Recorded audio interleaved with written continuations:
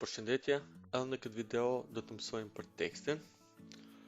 Pa ja marrë këtu rrethin, pa krijoj me shqip njërë proporcionale. Pastaj, te teksti këtu nëse zgjedhë këtë dytën, area type tool, edhe nëse klikoj për shkak këtë pikën këtu, shikoni teksti do të thonë shumë mrena formës, këtë rast mrena rrethit.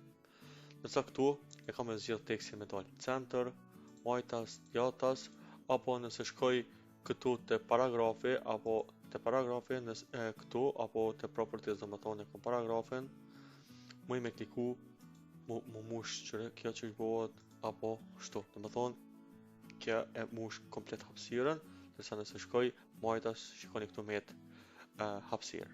Dhe më thonë, me këtu, kemi me bun këtë formë. Opcioni dytë është, e fshita këto, me klikoj me shqit me krija një rrath tjetër. Po shkoj këtu te teksti me tasën e djathtë, po klikoj type on path tool, klikoj këtu, kursori ndryshon formën. A nëse klikoj dikon këtu në qosh, shikoni teksti, domethënë shkruhet brenda kësaj rrethit shkruan, domethënë paraqitet këtë formë.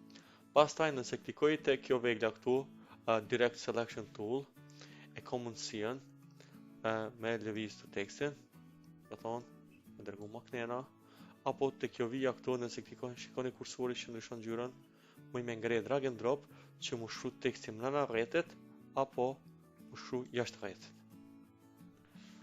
Opcioni tjetër është, nëse këtu e këtë delete, pe klikoj me P path tool, shikoni për shembull nëse e bëj një afërsisht një si trekënç këtu, edhe e marr tekstin me type on a path tool, edhe klikoj dikon këtu, shikone teksti bëhet brenda formës.